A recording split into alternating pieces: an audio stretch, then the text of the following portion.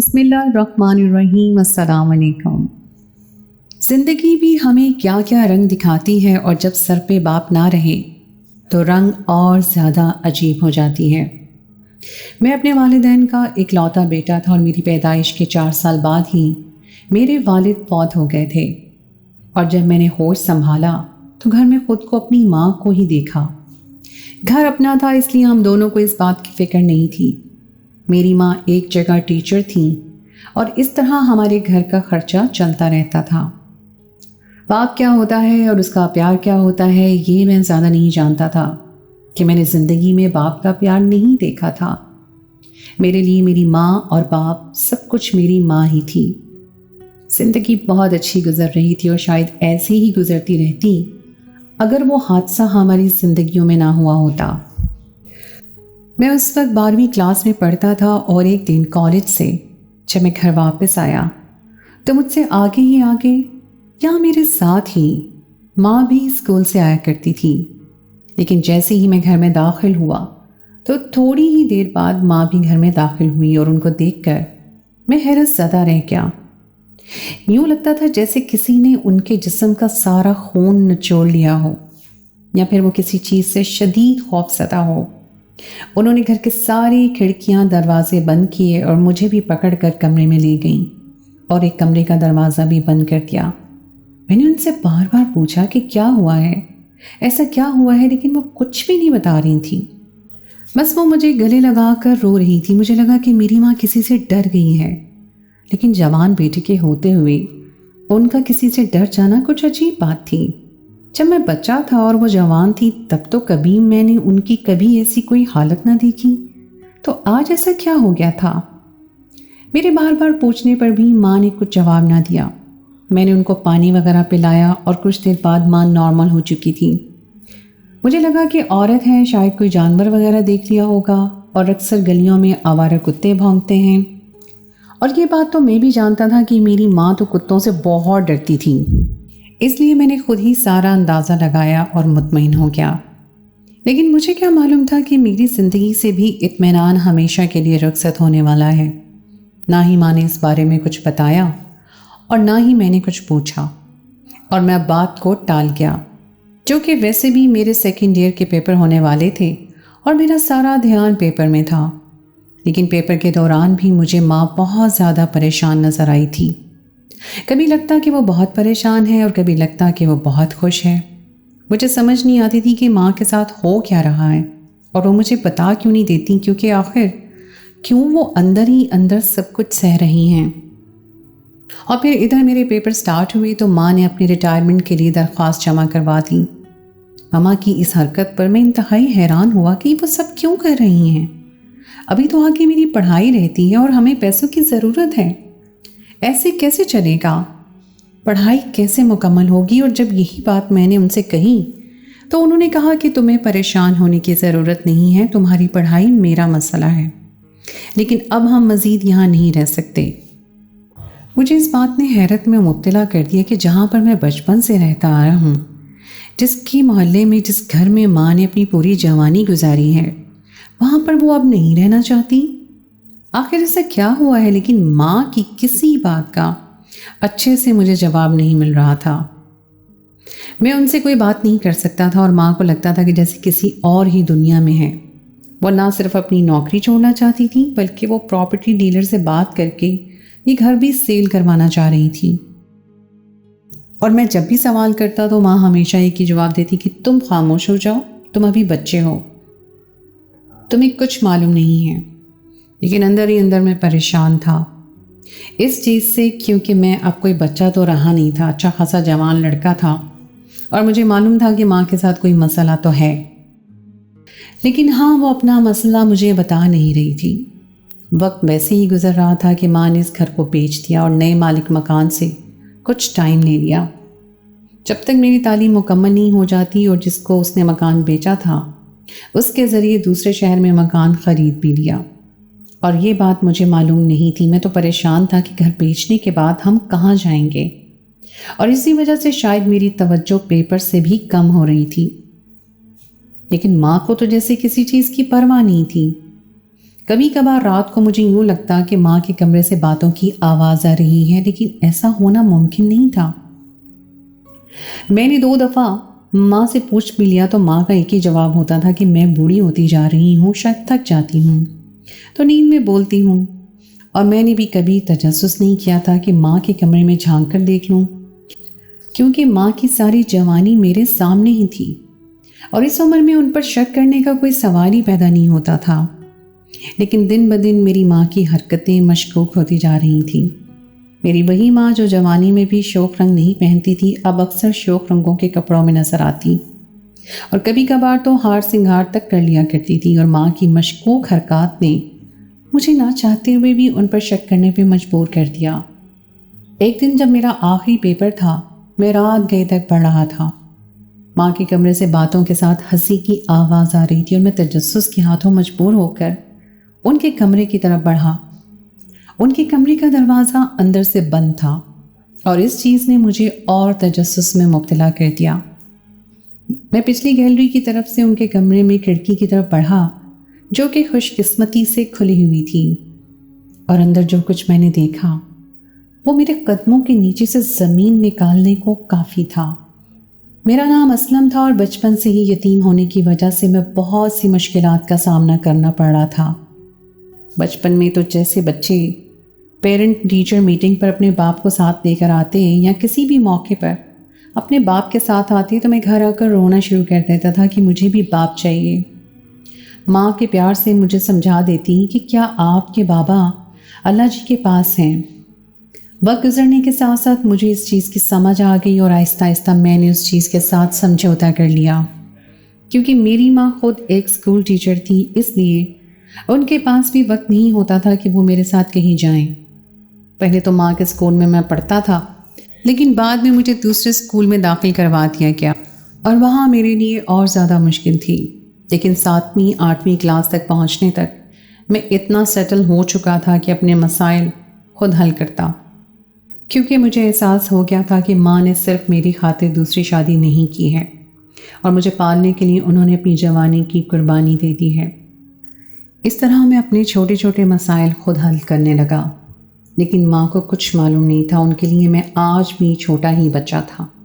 اور جب میں نے میٹرک پاس کیا تو اس کے بعد میں چھوٹے چھوٹے کام سیکھنے لگا، جیسے کہ کسی چابی ساز کے پاس چابی بنانے کا کام، تو کبھی کسی اور ورک شاپ میں دہاڑی لگا لیتا تاکہ اپنی جیب خرچ خود نکال سکوں، کیونکہ میں بڑا ہو رہا تھا اور میری جیب خرچ بھی بڑھ رہا تھا۔ میرے ساتھ کے لڑکے جب خرچ کرتے تو میں ان کو یہ نہیں کہہ سکتا تھا کہ میرا باپ نہیں ہے، میری ماں ہے کمانے والی، اس لیے میں ان کے ساتھ کچھ نہیں لے کر کھاؤں گا۔ مجبوراً مجھے اپنا جیب خرچ خود پورا کرنا پڑتا تھا اور یہ بات بھی میری ماں نہیں جانتی تھی۔ اس کے بعد جب میں کالج میں گیا تو میری ذمہ داریاں بھی بڑھ گئیں اور ذمہ داریوں کے ساتھ ساتھ میرا خرچہ بھی بڑھ گیا، اس لیے میں شام کے وقت ٹیوشن پڑھانے لگا اور یہ سارے کام ماں سے چوری چوری کرتا تھا، کیونکہ انہیں یہ احساس نہ ہو کہ وہ اپنی ذمہ داریاں پوری کرنے میں ناکام رہی ہیں۔ میری ماں اور باپ کی پسند کی شادی تھی، اس وجہ سے ماں اور باپ دونوں کے خاندان والوں نے ان سے قطع تعلق کر لیا تھا۔ میرے باپ نے اپنی ساری جمع پونجی لگا کر 2 کمروں کا ایک چھوٹا سا گھر تیار کیا تھا اور یہاں پر ہم لوگ بڑی خوشی سے رہتے تھے۔ لیکن ایک کار ایکسیڈنٹ میں میرے باپ کو وفات ہو گئی اور اس کے بعد میری ماں اور باپ دونوں کے خاندان والوں نے ہم دونوں کو اپنانے سے انکار کر دیا اور ماں نے ایک اسکول میں نوکری شروع کر دی۔ اس کے ساتھ وہ خود بھی پڑھتی رہی۔ مجھے تو اچھے طریقے سے یاد نہیں، لیکن کچھ یاد ہے کہ وہ وقت بہت مشکل ہوتا تھا۔ میں بہت چھوٹا ضرور تھا، لیکن ماں ہر جگہ مجھے ساتھ لے کے جایا کرتی تھی۔ وہ بہت خوبصورت تھی، جوان تھی، اس لیے ہر دوسرے دن ہمارے گھر میں کوئی نہ کوئی رشتہ دار لے کر رشتے والی خالہ بیٹھی ہوتی تھی، لیکن میری ماں ہمیشہ سے انکار کر دیتی تھی۔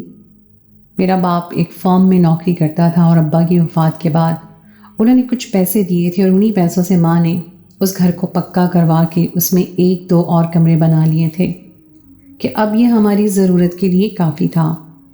زندگی میں کبھی نہیں سوچا تھا کہ کبھی یہ گھر بیچنا پڑے گا۔ یہاں کے لوگ میری ماں سے بہت پیار کرتے تھے اور ان کی عزت کرتے تھے، لیکن یہاں بہت سے لوگوں نے کسی دور میں میری ماں کا ہاتھ مانگنے کی کوشش کی تھی، لیکن ان سب کو یہ معلوم تھا کہ اس عورت نے بچے کے لیے ساری جوانی گزارتی ہے اور اب ہر شخص میری ماں کو عزت کی نگاہ سے دیکھتا تھا۔ ایسے میں ماں کا پریشان ہونا، نوکری چھوڑنا اور یہ گھر چھوڑنے کے متعلق سوچنا مجھے حیرت میں مبتلا کر گیا تھا۔ لیکن جس طرح ماں بات بات پر پریشان رہتی تھی اور آہٹ پہ چونک جایا کرتی تھی، اس چیز نے مجھے تجسس میں مبتلا کر رکھا تھا۔ لیکن مجھے سمجھ نہیں آتی تھی کہ وہ یہ سب کیوں کر رہی ہے۔ اور جب انہوں نے بتایا کہ اسکول میں سے استعفیٰ دے دیا ہے تو مجھے شدید جھٹکا لگا تھا، اور میں نے ان سے باقاعدہ ماں کو بیٹھ کو سمجھایا تھا کہ میں بڑا ہو گیا ہوں، اگر آپ کو کوئی مسئلہ ہے تو آپ مجھے بتا سکتی ہیں، میں آپ کا ہر قسم کا مسئلہ حل کرنے کے لیے تیار ہوں۔ لیکن ماں نے مجھے صاف ڈال دیا کہ تم جتنے بھی بڑے ہو جاؤ میرے لیے بچے ہی رہو گے، اور میں اپنے سارے مسئلے کو حل کر سکتی ہوں، اور اب تو میری زندگی میں کوئی مسئلہ رہا ہی نہیں ہے، تم بڑے ہو گئے ہو اور اب اپنے پاؤں پر بھی کسی حد تک کھڑے ہو گئے ہو۔ تمہیں کیا لگتا ہے کہ تم جو باہر کام کرتے ہو مجھے کچھ معلوم نہیں ہے؟ مجھے سب معلوم ہو گیا ہے، اور اس لیے میں اب استعفیٰ دے رہی ہوں۔ ماں نے الٹا مجھ پہ چڑھائی کر دی۔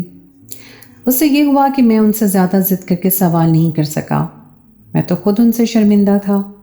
میں ان سے چھپ کے سارے کام کرتا تھا اور ان کو سب کچھ معلوم ہو گیا تھا۔ ان دنوں ہم دونوں ہی ایک دوسرے سے نظریں چرائے پھرتے تھے، کیونکہ مجھے لگتا تھا کہ میں نے ماں کو انجانے میں دکھ دے دیا ہے، اور ماں تو نہ جانے کس پریشانی میں تھی، نہ ہی پہلے کی طرح بیٹھ کر مجھ سے باتیں کرتی تھی، بس کسی الگ ہی دنیا میں رہتی تھی۔ کبھی چپکے چپکے بیٹھے رو رہی ہوتی تو کبھی مسکرا رہی ہوتی۔ مجھے ماں کی حالت پر شک ہونے لگا، لیکن میرے ہر سوال کے جواب میں ماں ٹال مٹول سے کام لیتی اور کوئی تسلی بخش جواب مجھے نہ دیتی۔ ماں کی نوکری چھوڑنے کے بعد جب ماں نے پراپرٹی ڈیلر کو بلانا شروع کیا تو وہ ہمارے گھر کا سودا کر سکیں، تو تب مجھے شدید ترین جھٹکا لگا۔ آخر ماں چاہتی کیا تھی؟ ہم یہ گھر بیچ دیں گے تو کہاں جائیں گے؟ اور جب یہ سوال میں نے ماں سے کیا تو انہوں نے کہا کہ تمہیں کیا لگتا ہے کہ گھر بیچنا آسان کام ہے؟ لیکن اب میری مجبوری بن گئی ہے، ہم اس گھر میں مزید نہیں رہ سکتے۔ لیکن کیوں نہیں رہ سکتے؟ اس بات کا میری ماں کا کوئی جواب ہی نہیں تھا۔ ہر دوسرے دن ہمارے گھر کوئی نہ کوئی ڈیلر آیا ہوتا اور اس کے جانے کے بعد میں چپکے چپکے ماں کو روتے ہوئے دیکھتا۔ لیکن اس گھر سے ماں کی بہت یادیں جڑی تھیں، جیسے میرا سارا بچپن اس گھر کے کونے کونے میں بکھرا پڑا تھا۔ یقیناً گھر بیچنے کا فیصلہ ان کے لیے بہت ہی مشکل فیصلہ تھا، اور اگر اتنا ہی مشکل فیصلہ تھا تو آخر اس گھر کو بیچنے کی ضرورت کیا تھی؟ مجھے بالکل سمجھ نہیں آتی تھی، اور جس دن میرا آخری پریکٹیکل تھا اس دن ماں نے بتایا کہ انہوں نے ایک دوسرے شہر میں گھر خرید لیا ہے اور کل ہی ہم وہاں سے چلے جائیں گے۔ مجھے ساری رات میں اپنی پیکنگ کرنی پڑی، اور اپنی یہاں کی زندگی کو، دوستوں کو یاد کر کے میری آنکھوں میں بار بار آنسو آ رہے تھے۔ لیکن میں اپنی ماں کے فیصلے پہ خاموش تھا کہ انہوں نے یہ فیصلہ کچھ سوچ کر ہی کیا ہوگا، اور ہم دوسرے شہر میں شفٹ ہو چکے تھے۔ وہ گھر بھی اچھا تھا، لیکن وہ چھوٹا سا فلیٹ تھا، بالکل بند، اور وہ بھی میری ماں کے نام پر تھا۔ وہاں آنے کے 2 دن تک ہم لوگ سیٹنگ نہیں کرتے رہے، اور تیسرے دن پڑوس کی ایک عورت آ گئی اور ان کی ماں سے اس طرح دوستی ہو گئی جیسے صدیوں سے سہیلیاں ہوں۔ ویسے بھی کوئی وہ عمر رسیدہ نہیں تھی۔ مجھے معلوم ہوا کہ وہ ساتھ والے حاجی صاحب کی بیوی ہیں، تو میں حیران رہ گیا، کیونکہ حاجی صاحب تو کافی عمر کے لگتے تھے جیسے میری ماں، لیکن ان کی بیوی بہت کم عمر لگتی تھی، اور ہمیں یہاں آئے کچھ ہی دن ہوئے تھے، اور ہم لوگ کچھ تھوڑے بہت سیٹل ہوئے تھے کہ ایک دن وہی عورت اپنے ساتھ حاجی صاحب کو بھی لے کر آئی، اور دونوں کافی دیر بیٹھ کر باتیں کرتے رہے۔ میں نے اس چیز کا زیادہ نوٹس نہیں لیا، اور کچھ دن ٹھہر کر وہ میاں بیوی پھر ہمارے گھر آ گئے۔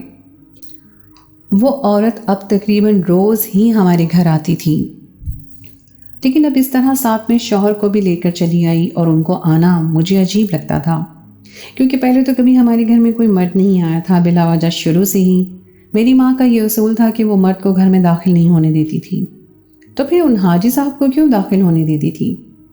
لیکن میں ماں سے سوال بھی نہیں کر سکتا تھا، اور ویسے بھی ان دنوں میں کام کے سلسلے میں اور کالج میں داخلے کے سلسلے میں مصروف تھا کہ میں ساتھ ساتھ ISS کے لیے بھی تیاری کر رہا تھا۔ کیونکہ ماں تو اب استعفیٰ دے چکی تھی، اس لیے مجھے ہی اب گھر کو ہی چلانا تھا، اور ویسے بھی شروع سے میرا رجحان فوج کی طرف تھا، اس لیے میں اپنی مصروفیات میں بزی رہا۔ और कुछ दिनों बाद मुझे मालूम हुआ कि वो हाजी साहब रोज़ाना मेरी माँ को दम करने आते हैं, क्योंकि उनके मुताबिक मेरी माँ पर किसी चीज़ का साया हो गया है। इसलिए रातों को बातें भी करती हैं और परेशानी में भी रहती हैं, क्योंकि उनको कोई चीज़ नज़र आती है। मैं ऐसी बातों पर यकीन नहीं करता था, लेकिन जिस तरह माँ की हालत में दिन ब दिन सुधार आता जा रहा था, उसने मुझे मजबूर किया कि मैं खामोश रहूं। और वैसे भी हाजी साहब के साथ उनकी बेगम हुआ करती थी, इसलिए मुझे कभी भी उस पर एतराज़ नहीं हुआ कि रोज़ाना हाजी साहब हमारे घर में मेरी माँ को दम करने क्यों आया करते थे। कभी मैं घर होता था और कभी नहीं। शुरू में मुझे ये चीज़ बहुत अजीब लगी थी, लेकिन आहिस्ता आहिस्ता मैं भी इस चीज़ का आदी होना शुरू हो गया और मुझे हाजी साहब का नाम अजीब नहीं लगता था। एक दिन मैं शाम को वापस आया तो हाजी साहब अकेले ही हमारे घर से निकलते वापस जा रहे थे। मुझे हैरत हुई कि उनकी बीवी कहाँ है, और जब घर में माँ से ये पूछा तो उन्होंने बताया कि उनकी बीवी उनके साथ नहीं आई थी। मुझे ये बात अच्छी नहीं लगी कि कोई गैर महरम उसे हमारे घर में आ गया और माँ ने उसे घर में आने की इजाज़त भी दे दी। मेरे सवाल पर माँ ने कहा कि मुझे दम डालने आए थे, अब मना तो नहीं किया जा सकता। इसलिए मैं चुप हो गया, लेकिन फिर तो ये सिलसिला चल निकला। हाजी साहब की बीवी कभी कभार ही हमारे घर आती थी। हाजी साहब अकेले ही आते थे। मैं कोशिश करता था कि जिस वक्त वो आए मैं घर पर हूँ, लेकिन वो हमेशा ऐसे वक्त आते जब मैं घर पे नहीं होता था, या मुझे कोई ऐसा ज़रूरी काम होता। जब मुझे जाना होता तो वक्त ऐसे ही गुजर रहा था। हमें यहाँ आए हुए 4 माह हो गए थे और मेरे टेस्ट की तैयारी मुकम्मल हो चुकी थी और मुझे अब ISS के लिए ही जाना था, क्योंकि इनिशियल सारे टेस्ट में पास कर चुका था। अब मुझे सिर्फ ये फ़िक्र थी कि मेरी माँ अकेली होगी, पर माँ ने मुझे खुशी से इजाज़त दी थी कि तुम चले जाओ, मुझे अकेले होने से कोई परवाह नहीं है।